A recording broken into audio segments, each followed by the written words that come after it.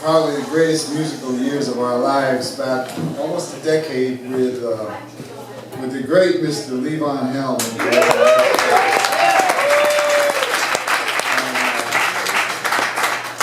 Yeah, just a great time it was for all of us, and well, one of the highlights of that time was so about a couple of years after I left Dylan's band, Bob, right before I left, Bob had gotten this big fat envelope from Holly Williams, who was Hank Williams' granddaughter, and yeah, she's great, and it was a bunch of unfinished Hank Williams lyrics. And Bob's objective was to take a bunch of these and make a record out of it. He was going to finish them and do a record. And, well, I think he realized after a while this is going to be hard. So he started passing them around, and he did one, and I think a few of them ended up at the barn for Levon and myself to scrutinize and see if we can come up with something. And we found this one that it had a title. It was called "You'll Never Again Be Mine." And it had a verse and a half a chorus, and we thought, okay, man, let's do this. And Levon said, he said, man, we get this done, and we're gonna get our names right next to Hank Williams on the song. And I'm thinking, yeah, we get this done, I'm gonna get my name next to Hank Williams and Levon Helm. So we got it done, and it came out on a record called the Lost Notebook, yeah, with Rodney Crowell and Vince Gill and Nora Jones. A bunch of people finished one of these things, but this is our contribution to it. It's called "You'll Never Again Be Mine."